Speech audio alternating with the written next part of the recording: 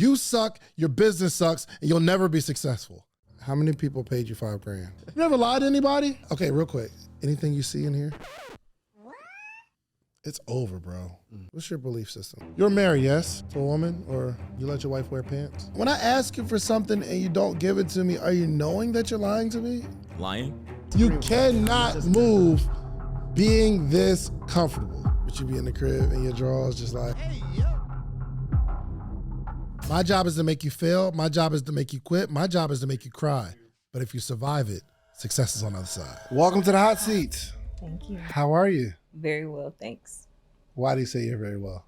Because, I am just excited about being here. This is like a dream come true. Really? I hope this for myself in 2023. Tell me the story. I was walking. I took an hour a day for my life to reset and walk. And you had this Jewish guy on your podcast. And he said something that my family would make fun of me for because I have ideas all the time. He said he practiced ideas, writing them down every day so you can get better. It's like a muscle. And so from there, it was like clickbait. I just kept clicking and clicking and clicking. So I became a fan. Amazing. Well, thank you so much. I really appreciate you checking me out. So let's check you out, okay? Explain, give me your name and tell us what you do. Okay, my name is Kierra Shelton. I'm a professional hairstylist. Cool. I've been a professional hairstylist for 20 years. I have a place in Germantown, Tennessee, which is really Memphis. Okay. And that's it. That's me. Dang, man. I think I said this about barbers, but I feel the same way about hairstylists. The worst career choice ever. Next to a massage therapist. Oh my gosh, that has to be the worst, worst career ever. Because you sit there and your hands are like pushing and kneading and all that kind of stuff. The second will be a hairstylist. The third will be a barber. Hairstylist only because people rely on you and you can't take time off because they don't want you to take time off. And you sit there with your hands and do stuff all day. And let me not say it's a bad career, but a lot of you all get frustrated because you got to stand there all day for 20 years doing hair. I think you guys are underappreciated and undervalued too, and underpaid. For me to make you look the way make you feel the way that you feel, I think you guys should be paid more. And there's no way to scale that. I agree. It's unfortunate. But what are we going to do about that? That's why I'm here. So 20 years, burnt out, being behind the chair. Yes. What's the ideas? Many. So I did a book. Mm-hmm. It was more That's like a journal. Yes. It's called Family Wealth of Knowledge. It's kind of pre-filled because I had it at a book fair type thing. You designed this yourself, didn't you? Yes, I did. I know it. I know it. I can tell when somebody designed their book themselves. Or did they have, when somebody did a website themselves, you like, yep, you did that yourself, didn't you? I did. Yeah, this is a terrible design. But I think it's gonna be good. Let's check this out. Family Wealth of Knowledge, sharing family wisdom, stories, recipes, receipts, recipes. Recipes. Receipts? What is it spelling? Recipes, right? Oh my God. Don't judge me. Okay. I'm not. Math was my subject. Is this recipes or receipt? Top, how you spell receipt? R-E-C-I-E-P-T. Okay, how you spell recipe? R-E-C-I-E-P. So this is recipe. You spelled that right. You thought you spelled it wrong too? I'm like, she got so nervous. No, I just can't spell that well. Okay. Math is my subject, just not. Okay. So introduction, message to the reader, direction, start with your story, pass it along. Some of that's like bunched together because some of those are like duplicate pages. Cool. Write your thoughts. What do you want to pass down? Life lessons learned over time. How much you sell this book for? I was selling it for $30. Oh no, are they supposed to be together? I did that like that because when I open it up at a book thing, they want to look, and so I just make it easy for them to flip through from black tab to black tab. Got it. Now I know. I know for a fact that you did not write a book and take a picture and tape that joint I did. on the pages. Because that's what the spaces are for them to do. But I have a digital one that I think is better. No, this is regular tape though. This is What was I supposed to do? Hold on, do you sell the book like this? No, do you put your own stuff in there? It's for you to collect your family heritage, history. You write this stuff down because a lot of times when the person dies, everything that they have goes with them. So it's an opportunity and a tool for families to come together and connect and share and pass down some of those things. Mm-hmm. Have you started selling these? Yeah. Not a lot though. Not as much as I want. And I don't think this is the time for something like that. How much you sell it for? They're like $30. You sell it for $30? I had a book signing and everything. Friends and family, right? For sure. Okay. Yeah.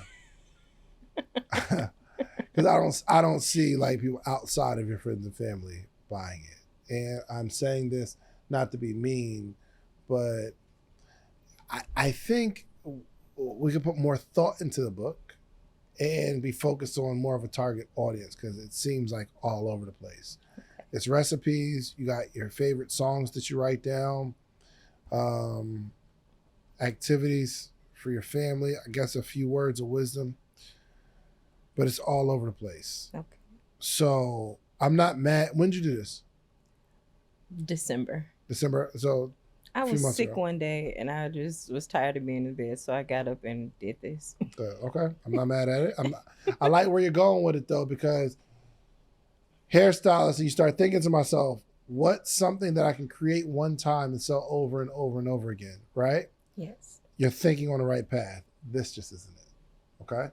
But we can come up with some good ideas. What was the idea for this book? What was the problem you were trying to solve? The idea for this book came, I had this like 8 or 9 years ago. Our family, like we don't have any knowledge of our history, our great grandparents. Yep. We don't know some of their names. We don't know if you died today, who is ever going to remember you, even in your family? Who would ever remember you 50 years from now? No, nobody. So I'm like, can we write down some things, create a legacy, create some things, tell your story, even if you're a crackhead or if you became rich, share your story so you can see what is in your family and the things to preserve. I like that. I think execution of it can help, but I do think that's valuable.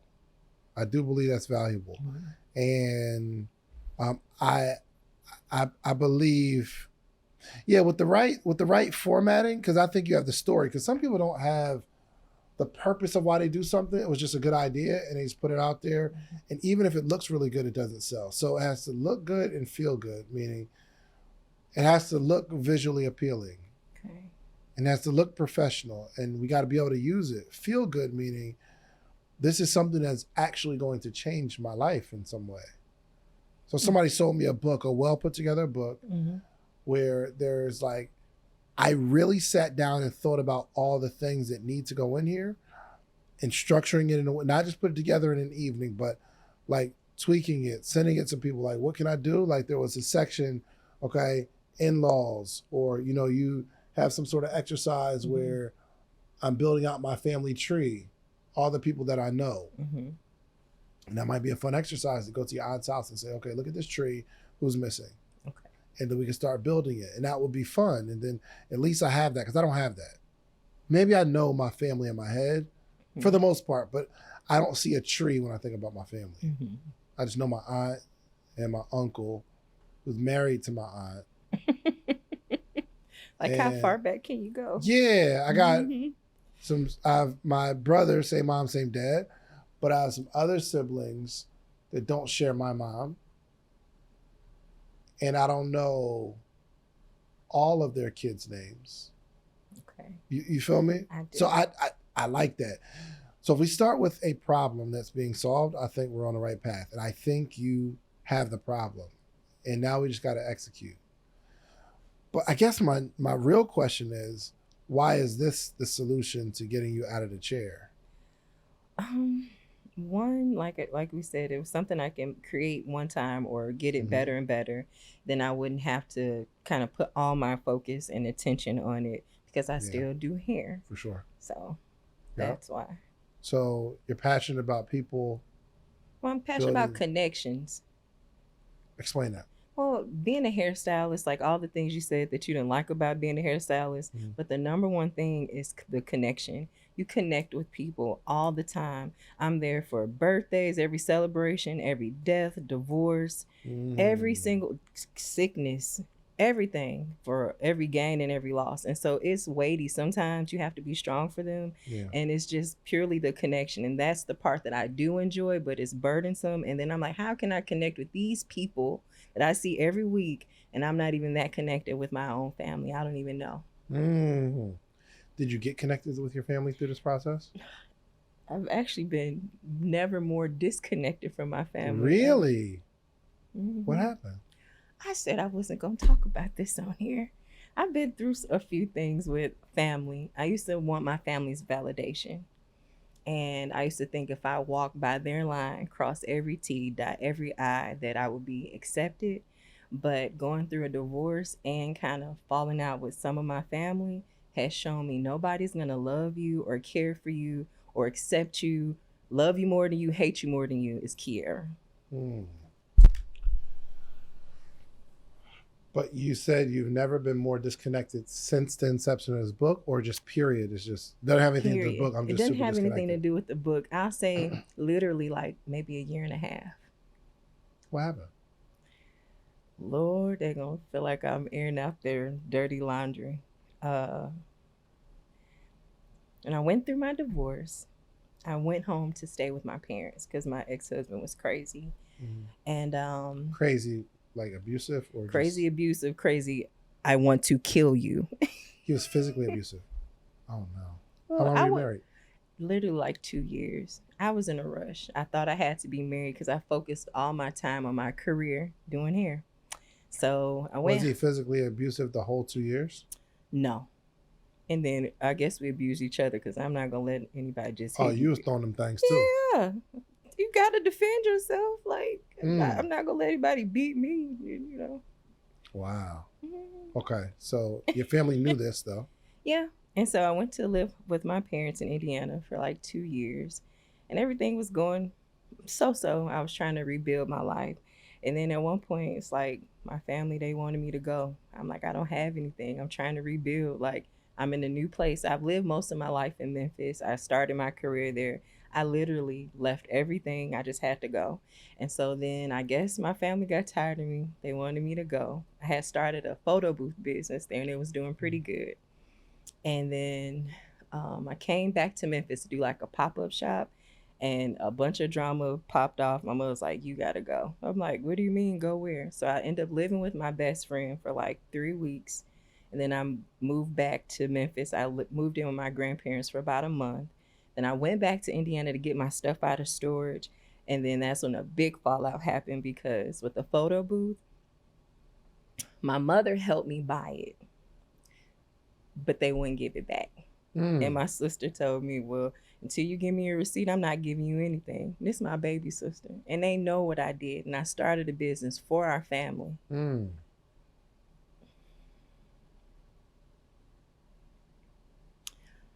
But I guess they didn't want me to have it, or I don't know what it is. But my family, they know I would do anything for them. I love my family, and I always wanted to inspire my family. I was always the child that did the get up and go. I can turn nothing into something. Always me. So that caused a big falling out with my family, and it hurt me so because I love all my clients know I'm crazy about my family, but I never loved myself more since this happened. I've never felt more like an adult since this has happened because I don't have anybody to lean on. I have to lean on Kiera. Yeah. That's all you really got, man. And I said I don't I'm big on family, but I'm big on people who love me. Me too. You know what I mean? So I don't care if we got the same DNA. If you don't love me, I'm not rocking with you. Period. There's so many people in this world, and you feel like you owe somebody something because God designed it that way to where we just happen to be in the same family. And I'm blessed because I have a family that like we all rock with each other, for real, for real. I thought we did. I promise you, I thought we did. I did. Up until this moment. Hmm. Okay, what happened when you were staying with them that they wanted you out? My mother said I disrespected her. What'd you do? She What said, did she say you did? well, oh God. So, it's a long story. I Give don't me know. the short version. My brother said they put him out. It triggered me because my parents put me out when I was 18. I was in hair school. I didn't have anywhere to go. They put me in a crappy apartment that they had. And so to me, that was me putting me out. My mother said they never put me out. I said, well, you did put me out. I couldn't stay here. And so my mother, I called her. I said, hey, could you just be more sensitive to what I'm going through? I had a bankruptcy, a divorce. I'm trying to find a place to stay. I really don't have the money. Can you just be patient with me? Because you triggered me because you put me out before. I never put you out. You know what? For lying on me and disrespecting me, you got to go. I said, I'm in Memphis. When you get back, pack your stuff up and go. I literally got off the plane, packed up my stuff, put it in storage. My stepfather called me. And we had a terrible conversation. I said, if I'm your daughter, if you say you love me like you do, why can't we just talk about this? If whatever I did, is it that big that I can't come home? I don't have anything. They said, well, you always welcome to come by and visit. I said, if I was that disrespectful, I wouldn't want nobody to come visit me. So it's been unreal. They even said that they just became ordained pastors. They said that they knew that the devil was going to use me to destroy their family. I'm like, wow. But How long you been with your stepdad? since I was 7. Got it. So I never seen a difference, but I only viewed the world from the glasses they put on me. I didn't view it for the world that I see. And I don't think they're terrible parents, but I don't like this situation. It's kind of like when you do good, we love you. When you don't do, we want to don't do good. But and then they treat me like it never happened, like I deserved it. Wow. So reconciling and forgiveness, this is one of the toughest lessons I've ever learned. See, sometimes with forgiveness, when you're growing up, you and your cousin get into hug your cousin, tell him you love him, give him a kiss. What do you do when you feel like I ain't done nothing? Yeah. And so the forgiveness thing I'm learning, and I'm learning to forgive me and my family. Some things are just never just going to be right in my mind, but I still try to show love. Ooh. Oh God. I think you're missing the mark on this book because you have a deeper story. You have a deeper testimony. It's something more here than just passing down recipes. Because what I see is someone who is very family oriented, but the family isn't accepting you as much as you accept them. And you're going through some things emotionally. You went through some things physically. Like, you have to physically get out of here and I got to figure this thing out. But it seems like you still love your family very much. Yeah. And you have something that many of us will never have. I don't have that. If something happened to, let's just say, for instance, I was living with my aunt and she kicked me out. Once I figure it out, you don't exist to me anymore. Not you don't exist, but I'm not rocking with you ever.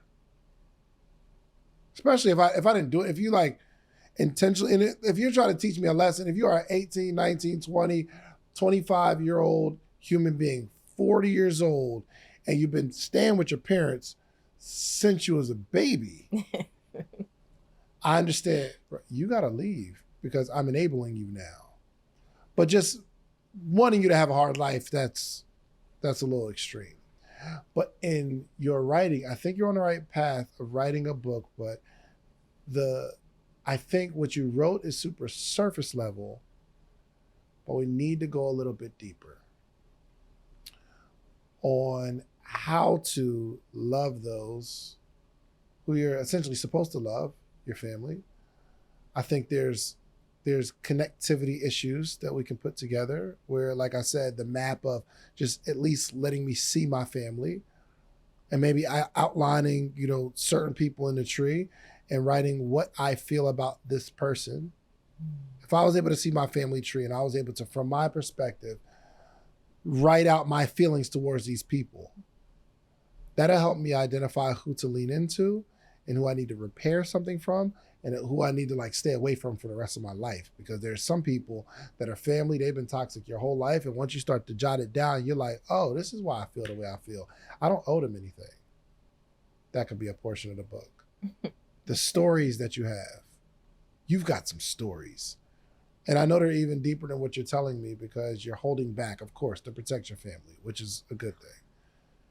The stories are what solve a problem. I don't know there's a book that helps me truly sit down and analyze my family structure. I've never seen it. I've never even had a conversation with somebody like this that took family this serious in terms of getting to know them, connectivity. Dan Cathy, when I interviewed him, he was the CEO of Chick-fil-A. So his dad started Chick-fil-A and passed it to him. Mm-hmm. And he said he looks at his family in terms of like a family tree, in terms of generations. Mm-hmm. He's like, yo, we know what generations are going to take over Chick-fil-A, all that kind of stuff, just in terms of wealth building family structure. Mm-hmm. But that's not what I'm talking about here. Mm-hmm. I don't know how I feel about mine. Mm-hmm. No one's ever forced me to sit down and think about it. Mm-hmm. I don't know how I feel about my cousin. I love my cousin. Last time I talked to my cousin, he needed $2,000. And I let him borrow $1,000. And he said, I'll hit you back next week. Never heard from him. This had to be like 3 years ago. That's all the relationship meant to him? Am I hurt about the $1,000? No. The relationship. But you're not going to call like, yo, cuz. Even if it's like, bruh, I'm having a hard time. I don't know when I'm going to get your money back. Right. Bruh, it's you. No, you're fine. But now you're either going to avoid me or you're not even going to bring it up.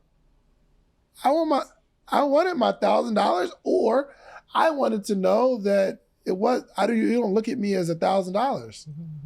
Mm-hmm. For sure. There's stuff. I've never had anyone force me to sit down and identify how I feel about my brother. I love my brother, but I never got a chance. We never unpacked how much we didn't like each other as a kid. Mm-hmm. We never unpacked that. I don't have my mom or my dad, and no one forced me to sit down and remember how I feel about it. I can go off memories, but I never had a chance to. I think you can solve a really big problem for a lot of people, especially nowadays, because we're even more divided than ever. You ever been to a family reunion? Yeah. You been to one Tabo family reunion? When's the last time? 2018? Y'all had one? Y'all do it every year? Abby, you ever been to a family reunion? Never, ever? How many you been to? Quite a few. When's the last time you've been on one? Actually, 2021. 2021? We did a small one in Gatlinburg. We did a cabin thing. We all stayed together. And then since then, we've been trying to get something together, but it seemed like things just keep happening. Everybody's too busy. And my family reunion, we do it on it's typically on like a Saturday, and I'm in church all day on Saturday, so I can't come. But as a child, it was every year. It was expected. Mm-hmm. It's not expected now. Mm-hmm. I think you have the answer to a big problem that nobody's talking about. Because now we're closer to our followers and closer to the people that we follow on social media and take pictures with, and we call them sis and auntie. Bro. Yeah.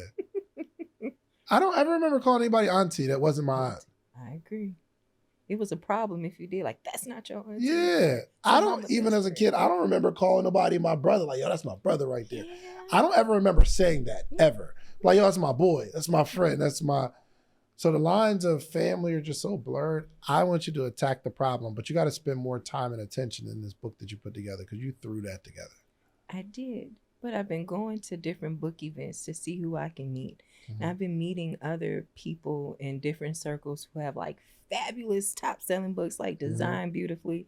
So I didn't know. So I said I would throw myself in the space to learn. So that's why I'm here. I want all the feedback so I can get better. Yeah. So thank you for that. Let's go concepts, because we'll build it out right now. And I'm not telling you have to do exactly what I'm telling you to do, but I think if we sit here in a session, we'll be able to come up with something classic. Okay, you ready? Let's start writing. Okay. I think Let's. my pen's janky. I'm sorry. My pen's a little Can janky. you grab her a pen, please?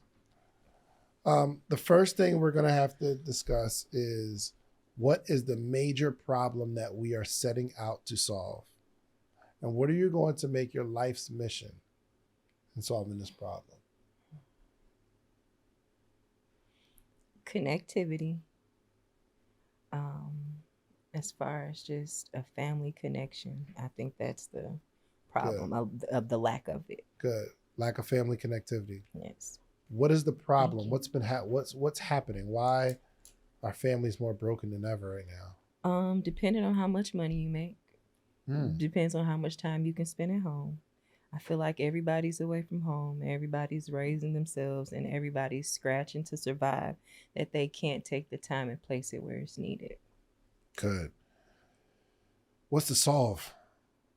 Slow down or make more money. Slow down or make more money. Golly, is that the only solution? No, but intentionality. Okay. I think you Intentionality, I need like to be that. intentional and set aside the time, make the time what's important to you. So the person who desires that family connection, that thing they felt when they were a kid and they get together with their family for the holidays, that's broken now. Mm-hmm. Because you said something on Facebook and you said something on Instagram and you're following this person and I don't like it. It's just weird stuff. Mm-hmm. The problem is the family system is broken. Very much. And you are setting out to fix that, right? Yes. So with all of your clients, you've had conversations over the last 20 years about family. You can keep it anonymous, but these are the stories that we want to read about. Oh, when I say so many stories, it's stuff that you be imagine. like, what? Like sometimes you got to be strong, and I get in my truck, I be like, oh my, how could anybody go through this? Man. Or it'd be some stuff I'd be like, yo, talk about a Diddy freak all the For sure. This is important. This is really important. I think you have a real big problem that you can solve. But if you're willing. But if people, that's the thing too. Sometimes people don't want to do the work. You just don't. Well, you can't worry about the people that don't want to work. You have to put out the steps of telling them what to do. Some people will do it and some won't. Okay. I coach a lot of entrepreneurs, and what I understand is that most of them will not do what I tell them to do. So do I stop coaching? Heck no. Because there's some people that's like, oh, I'm going to do it. But as long as we have an enemy to fight, which is the broken family, we know that you're going to build your brand based on being the leader of that. If I'm having an issue with my family, who should I call? Me. I'm just kidding. I don't know. Why are you just kidding? I knew you were going to get me. I'm not trying to get you. I'm just trying to help you understand something. Why would you be just kidding? I guess because I would feel like not qualified. Well, let's get qualified. How do we get qualified? We begin to develop our own philosophies and our own way of thinking. You develop your philosophy, your way of positioning. Somebody said something to me one day, and actually it was my mentor, CJ. He drew this out. And I wish I could show it to you. On the left side of the paper, well, this would be your left. On the left side, he wrote mother,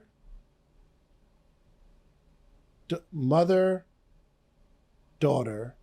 On the right side, father, son. And he drew a line between the mother and the daughter.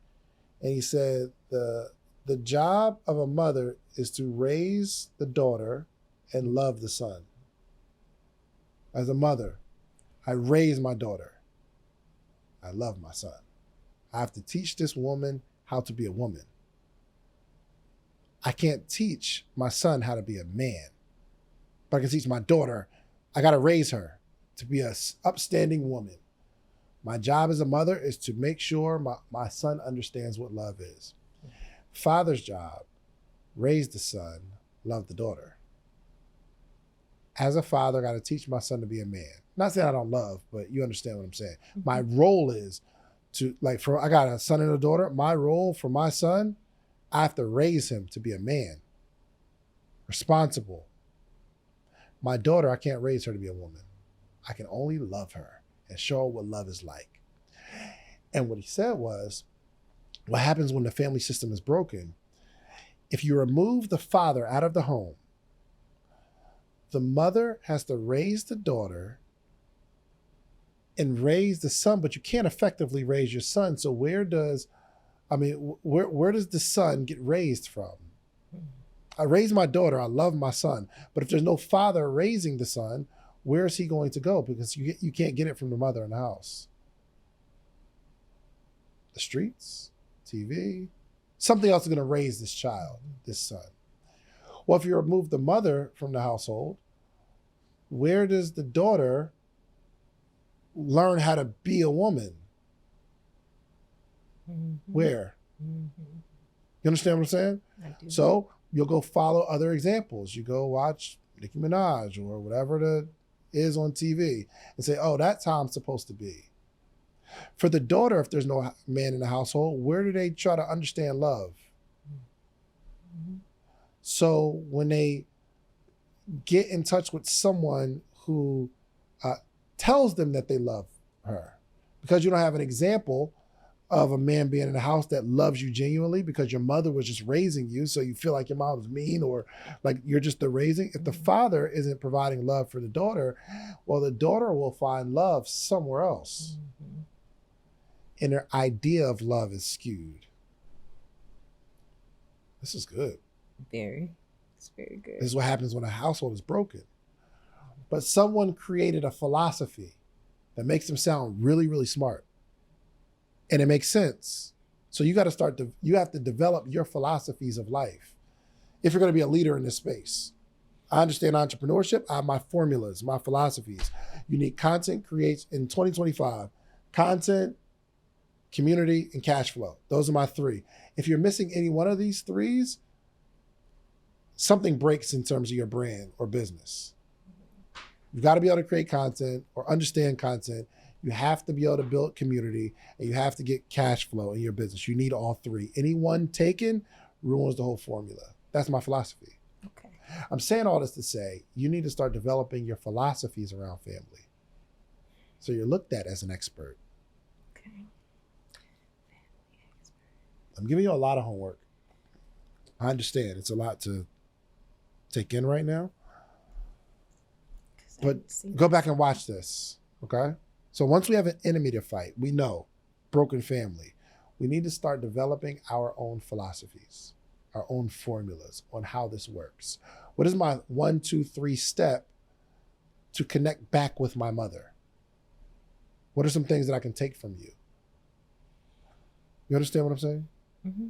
So I'm going to ask you, if you had to put it in formula form, then there was like a few steps.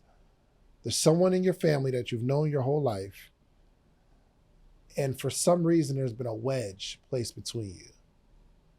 What are my steps?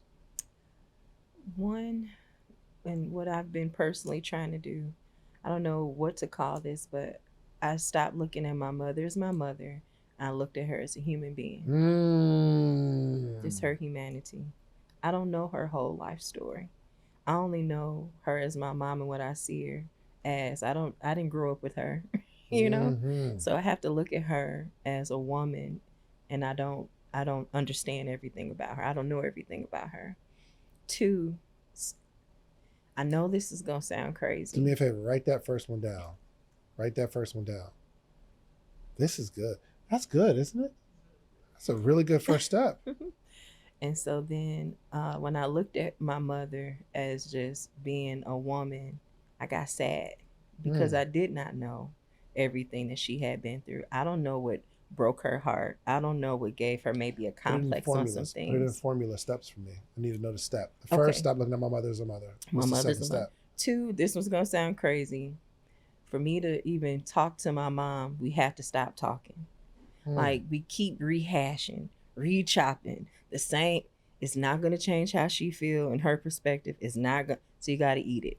It don't taste good, but you got to eat it. Come on. So it sounds like if like with my cousin, I got to stop looking at my cousin as my cousin. He's another human being. Yes. maybe could have used some money. And then what you're saying is just eat that. If I care about the relationship, get out of my feelings, just eat it. Is that what you're saying? I would say first you set the boundary, which you're not gonna like. Okay, hey, we're not gonna talk about this. Okay. If I feel any kind of way, I say, hey, let's not go there. Yeah. And so if your cousin ever like, hey, you ask, but hey, you already know. Yeah. That thing. Set the boundary. And then some things you don't have to eat. You just got to stop talking about it. I know people want to try. You'll keep getting mad and keep reliving it if you keep talking about it. For sure. And then the third thing is, which was hard for me, I'm going to be honest with you. I had not talked to my mom. She came to Memphis to see my grandfather. I told my aunt, don't pick her up. I'm going to go pick her up. And I picked up my mother. I could have bought her for a penny. She said, what are you doing here to pick me up? God told me to do it, and he showed me in his word. He said, do it in Psalms. He said, do what I tell you to do and don't do nothing else. Listen to what I'm telling you. I'm going to take care of you. I'm like, well, he's like, go pick your mother up. I was like, oh, I'm not going to do that. He said, go pick her up. I said, God, I don't think I can do it. He said, listen to me. And every time I've listened to God, he's opened up a door for me in business or making connections. What is this third Okay, step? so the third one is an act of love. An act of love. Not looking for anything in return. I just want to show you I love you. Love it. I love it. So if I'm having a problem with connectivity with a family member, first step is stop looking at that person as my family member. Understand the humanity of the person. 2, I'm guessing what you're saying is you're going to have to just let it go at some point and maybe analyze, maybe there's steps in that, right? Analyzing how important is this? The thing is done, you know you can't fix it, right? And number 3 is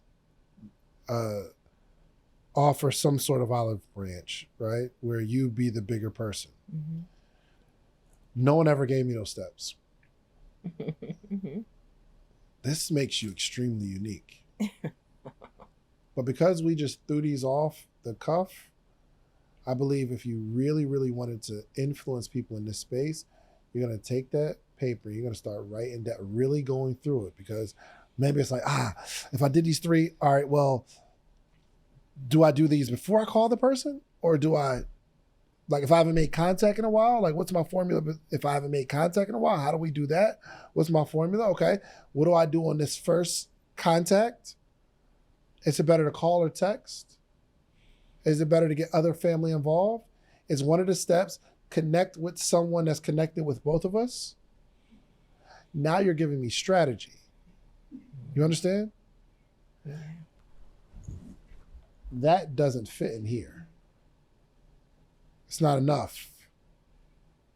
If you're going to solve a problem, we don't put something together. We spend some time creating something special that is really going to help somebody if you care this much. And you got to be able to do some of these steps, and one of the steps doesn't work, and do you write about it? All right, so my first contact with them, they didn't want to talk to me. That's a tough one, because that happens. Yeah, and then I got in my feelings, and I realized I wasn't going to call them again, which means I need to take another step before that to try to soften this. But it's your lessons in the writing that help people. I don't know how many. I'm sure there's a book out there somewhere, but I've never seen a book that is specifically helping me reconnect with my family, which is a huge problem now. And maybe people write books because they don't think it's important. And maybe as you're writing a book of reconnecting with family, it's not even about reconnecting with family, but some people have had a best friend that they ain't talked to for the last 6 years because of something silly that happened, and we threw away the other 25 years because of something silly. And neither one of us really remember what happened because they didn't take that first step and stop looking at the person as my best friend and what they owe me. Let me look at you as a human being. And human beings do weird stuff. We do selfish stuff. Very much. And so. You and I are no exempt. For sure. I'm sure I've done something. Somebody look like, I can't believe he would do that.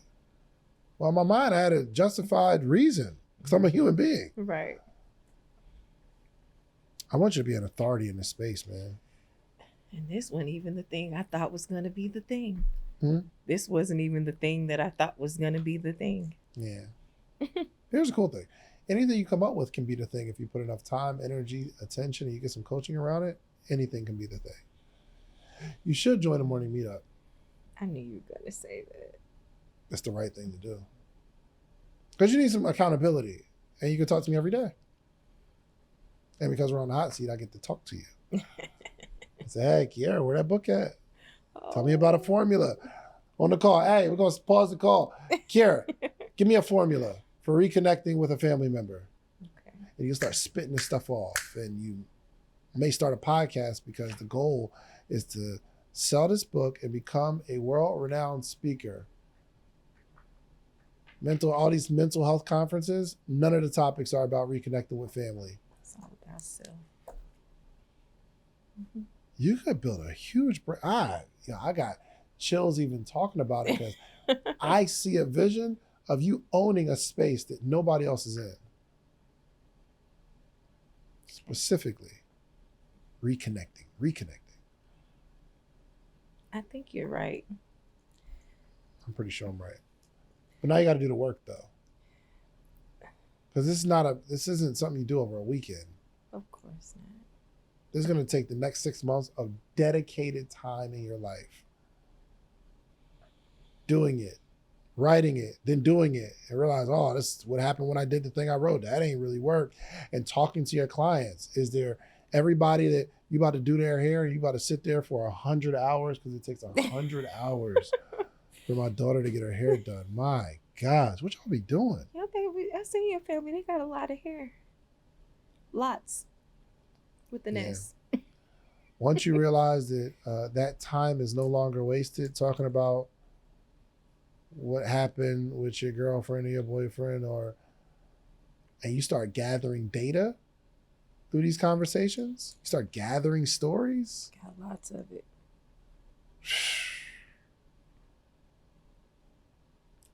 You're going to do something special.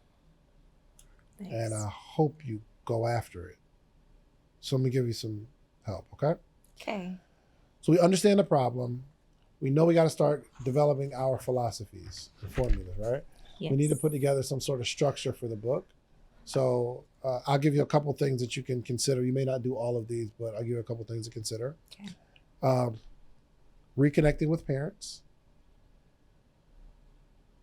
Reconnecting with siblings.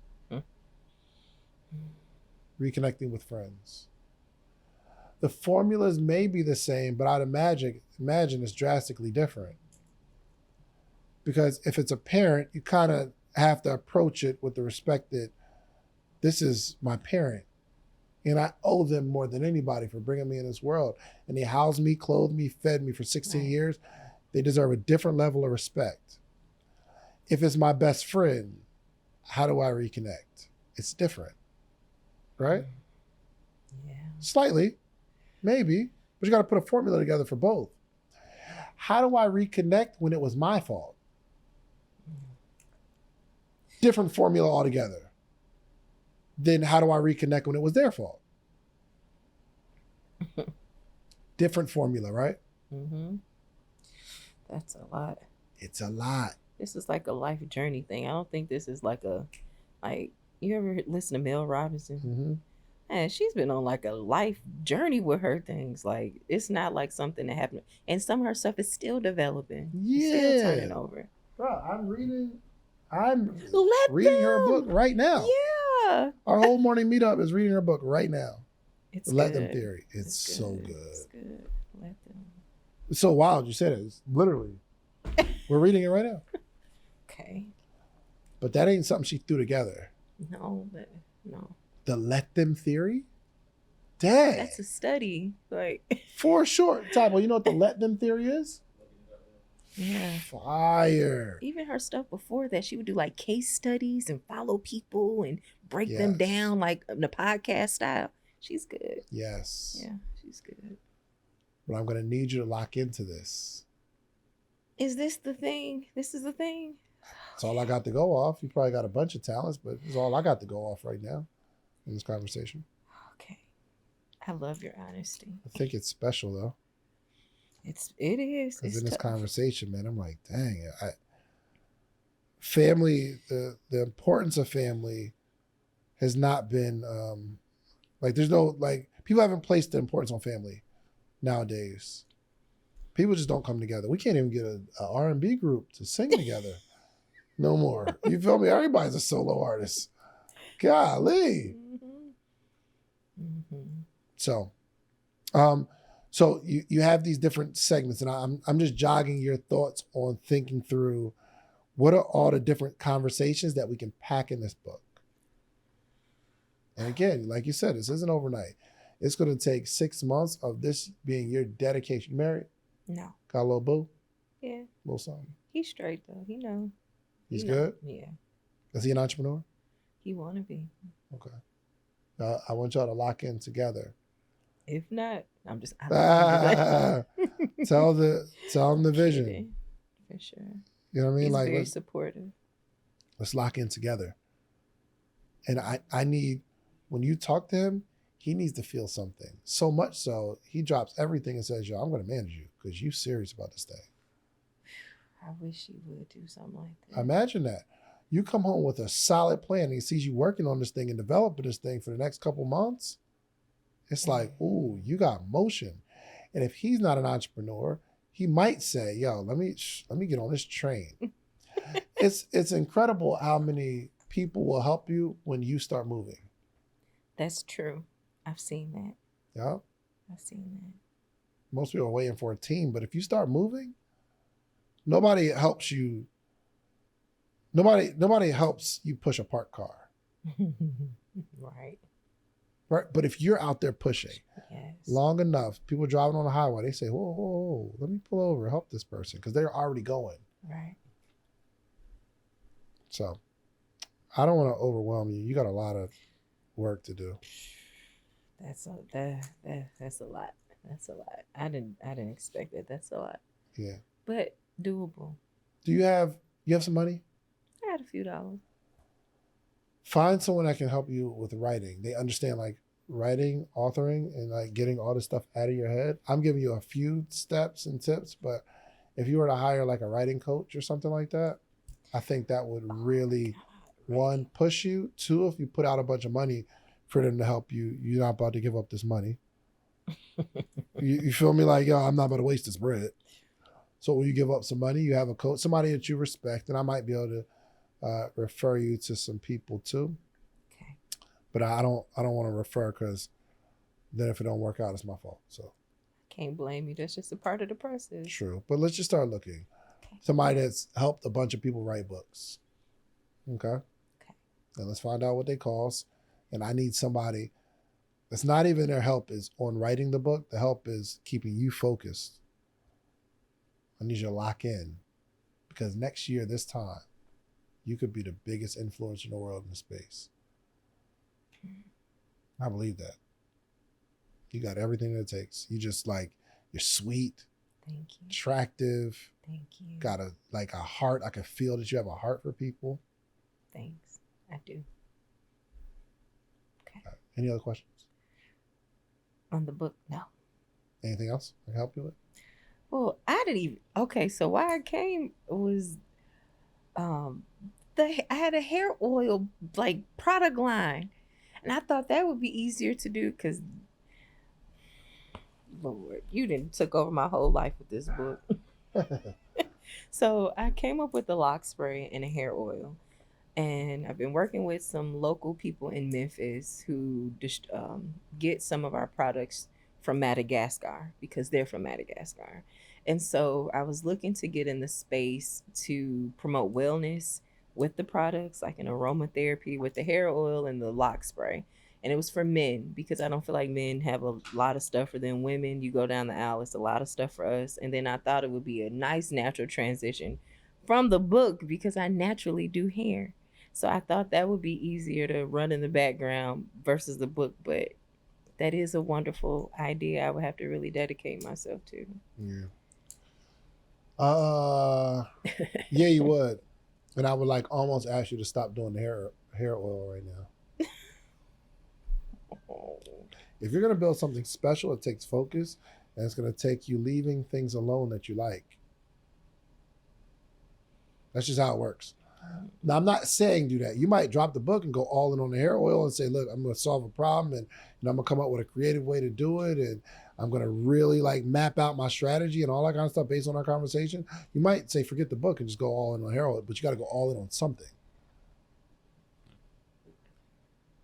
I do.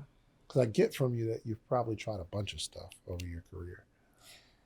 When you get desperate, yes, you do. For sure. And I'm asking you not to be desperate, because desperation causes you to make rash decisions. And if this hair oil don't pop like you want it to pop, you're going to start doing something else. You're right. I know.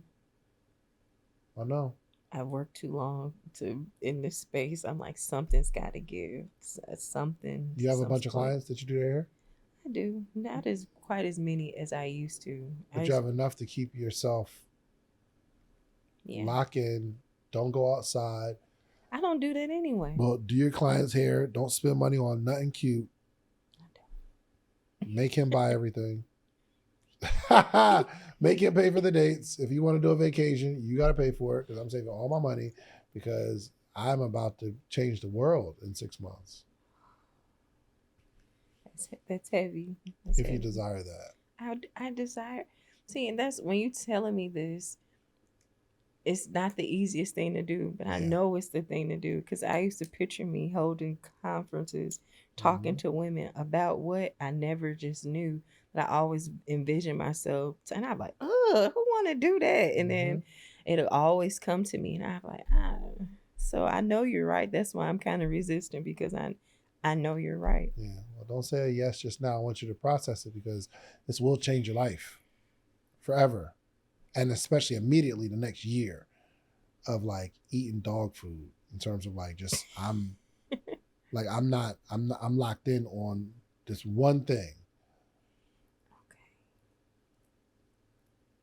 I can see people like on the comments, like, she ain't gonna do it. Use it as motivation, because I'm thinking you're not going to do it. Only because I don't trust people. And most people don't do what they say they're going to do. And most people have a really hard time locking in. I hope you do it.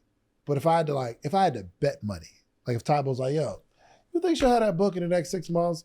I bet you $20,000. I'm not taking that bet, because I just know humans. Wow. So the odds are stacked against me, is what you're saying. So prove me and Tybo and all these people in the comments wrong. They might look at her face. She ain't gonna do it. Go build something really big. And that's the thing, you know how everybody's talking about burnout now. You're like, where do I gather this from? And then too, it's like, I'm still hurting about some things. Like, how can I be like, I can help you, and I'm still hurting? It's not about like, I'm going to help you. It's like, this is what I'm going through. This worked for me, so check it out. And what worked for you is probably going to work for another person out of the 8 billion people in this world. Okay. And try some of the stuff that you're telling people to do and see how it turns out. That's the only way I would want to do it, because it's hard for me to sell something that I can't stand on. There we I can't go. Stand on that. One of the lessons you will learn will come from you attempting to reach out to your sister or something like that today. You'll learn something today. Okay. Try different strategies today. And also finding out from other people what happened. There's some people that weren't connected to their family. Now they are. Or they're walking through this journey. Willie Moore Jr. just met his family, his real family, a couple of years ago. That. Yes. What'd he do? I don't know. But you should know. My man, M500, dad just got out of prison a few months ago. Imagine that. What's that like? You think that's why he sent that man $100 right quick, that cash out? What you mean? And for that man to take 20 years in prison, and he was like, what's his cash out? Probably, oh, yeah, for sure. Probably. Probably. Had a heart for the prison. But what's that like? That's probably heavy. It's heavy. Not even from Five's side. What about his dad? How am I going to connect with my son with the feeling of I feel like I left him. And no matter what he does, he went and became successful without me. Dang, he didn't even need a dad. I don't know what he's feeling, right? He could be feeling that. He didn't need me. And what is a man? Kids don't need him. I don't know. But it's up to you to notice this stuff and start creating your own case studies and your own formulas. And spend the next 6 months of your life eating dog food. And what I say is no luxuries. Let's lock in. Let's just lock in. Cool? Cool. This conversation's over. Congratulations. Thank you. Can't wait. Good. So after this interview, I am feeling a bit overwhelmed. The challenges that are before me, I have to conquer to get to the next level. And this was some pressure. This really made me see me in a different light, in a different view, but I know it's to bring out the best in me. The biggest takeaway from talking to David was how we got to a problem and a solution. And I never thought of me as solving a big problem when it comes to family and connectivity with the family. My next steps after this interview is to truly just process what was discussed and try to put a play and a plan together to execute the pages of notes that I've received from David. If you're having any feelings about being in the hot seat, dispel them. It was very comfortable, very cozy. It was just like having a conversation, talking to a friend or a stranger that turned into a friend. Like, it's not hard, and it's very, very worth it. And I think it's going to be very beneficial to my life. I guess what I would want to bring clarity to is I hope it shows that I love my family and I don't want to disrespect my family, and I just want to share my truth and what happened. My family's not perfect, and you get to an age when you realize your family isn't perfect either. So I just wanted to clarify. I want my family to know that I love them and that this